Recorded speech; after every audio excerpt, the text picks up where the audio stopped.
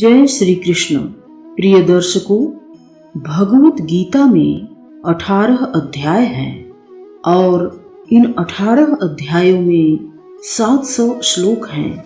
ये संस्कृत भाषा में परमात्मा द्वारा अर्जुन को दिया गया वो ज्ञान था जो संपूर्ण मानव जाति के कल्याण के लिए है। ये ज्ञान भगवान कृष्ण ने सबसे बड़े धर्म युद्ध महाभारत की रणभूमि कुरुक्षेत्र में अर्जुन को 5000 साल पहले दिया था। ये वो दौर था जब धर्म का बार बार उल्लंघन हुआ। परमात्मा का डर मनुष्य के हृदय से निकल गया था। लालच की होड़ में भाई ने भाई को मारने की कोशिश की। यही नहीं, एक ब्याहता औरत को भरी सभा में अपमानित किया गया। इससे पहले कि मनुष्य जाति द्वापर से निकलकर कलयुग में जाती, युद्ध की रणभूमि में परमात्मा ने गीता का वो ज्ञान दिया जो संपूर्ण मानव जाति के कल्याण के लिए आज भी प्रासंगिक है। यह किसी धर्म विशेष का ग्रंथ नहीं है, बल्कि संपूर्ण मानव जाति के कल्याण के लिए है। गीता संपूर्ण जीवन दर्शन है। इसमें आत्मा को परमात्मा के बारे में, उसकी सृष्टि के बारे में और सबसे अहम इसमें उन कायदों के बारे में समझाया गया है जिनका आत्मा को मनुष्य के रूप में हर हाल में पालन करना होगा और इनकी रक्षा करनी होगी। और इन्हीं कायदों की बुनियाद पे आत्मा को शरीर त्यागने के बाद परखा जाएगा और इस परीक्षा में पास होने पर हमेशा के लिए इस जन्म और मृत्यु के चक्र से मुक्ति मिल जाएगी। परमात्मा भगवत गीता में कहते हैं कि मैं ही सबकी शुरुआत हूँ। मैं शुरू से पहले भी था और सब खत्म होने के बाद भी मैं रहूंगा। सब मुझ में है और मैं सब में हूँ। जो भी तुम छू सकते हो, देख सकते हो, चख सकते हो या सुन सकते हो, वो सब मैं ही हूँ। ये नदियाँ, पहाड़, सूर्य, चांद, सितारे सब मैंने ही बनाए हैं। मैंने ही देवता, राक्षस, शैतान सबको बनाया। मैं सर्वव्यापी हूँ। मैं सभी में हूँ और सभी मुझ में समाये हुए हैं। मैं ही ब्रह्मा बनकर प्रकृति की रचना करता हूँ, विष्णु बनकर पालन पोषण करता हूँ और रुद्र बनकर सबको नष्ट कर देता हूँ। भगवत गीता में भगवान ने बताया है कि सबसे बड़ी परीक्षा के लिए प्रकृति का निर्माण 5 तत्वों क्षिति, जल, पावक, गगन व समीर से किया है। आत्मा को परमात्मा के साथ हमेशा रहने के लिए अर्थात मोक्ष प्राप्ति के लिए ये परीक्षा रूपी जीवन में बैठना ही पड़ेगा। इस परीक्षा के लिए आत्मा को इस धरती पर किसी न किसी रूप में जन्म लेना ही पड़ता है। 84 लाख योनियों को भोगने के बाद एक आत्मा को मनुष्य का शरीर मिलता है और सबसे बड़ी परीक्षा में बैठना होता है।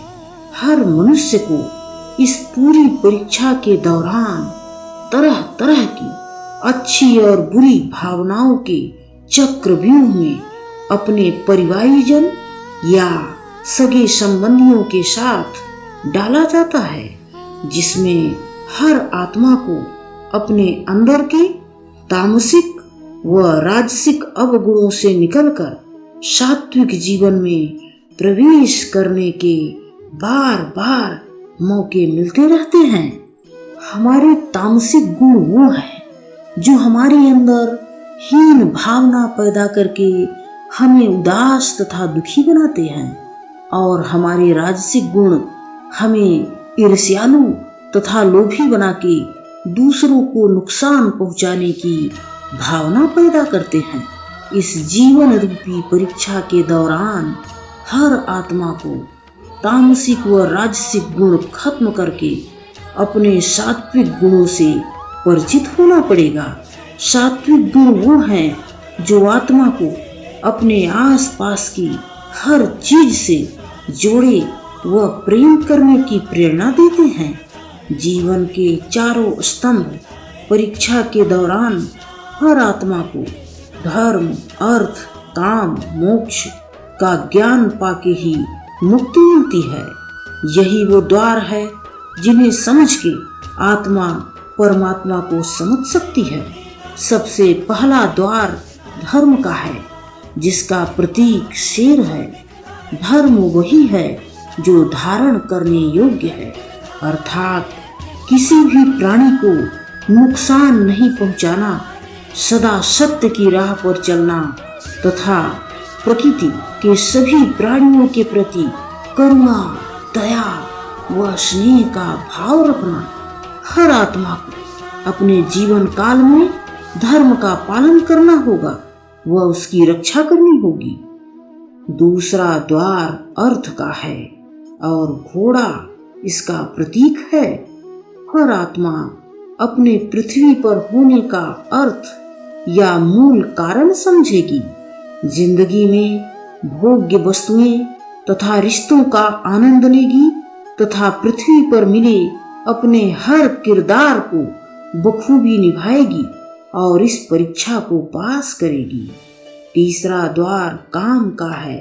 भगवत गीता में लिखा है कि काम, क्रोध, लोभ, मोह, लालच और ईर्ष्या जैसी भावनाएं हमें स्वयं तथा दूसरों को नुकसान पहुंचा सकती हैं। इन भावनाओं को हर मनुष्य को अपने नियंत्रण में रखना होगा, क्योंकि इनके बहाव में किया हुआ कोई भी कार्य हमारे जीवन भर की परेशानी का कारण बन सकता है। एक आत्मा को मुक्ति तभी मिल सकती है जब वह इन भावनाओं पर विजय पा ले। चौथा स्तंभ मोक्ष का है और हाथी इसका प्रतीक है। इस परीक्षा रूपी जीवन में हर मनुष्य हर समय कुछ इच्छाएं रखता है। कुछ इच्छाएं एक ही जन्म काल में पूरी हो जाती हैं और कुछ अधूरी रह जाती हैं। इसी लालसा के वशीभूत आत्मा को बार बार जन्म लेना पड़ता है। भगवान श्री कृष्ण कहते हैं कि हमारी इच्छाएं ही मूल कारण है इस पृथ्वी पर बार बार जन्म लेने का। अगर हम कोई भी इच्छा न रखें तो हम जीवन और मृत्यु के चक्र से मुक्त हो सकते हैं। ये द्वार माफी का भी है।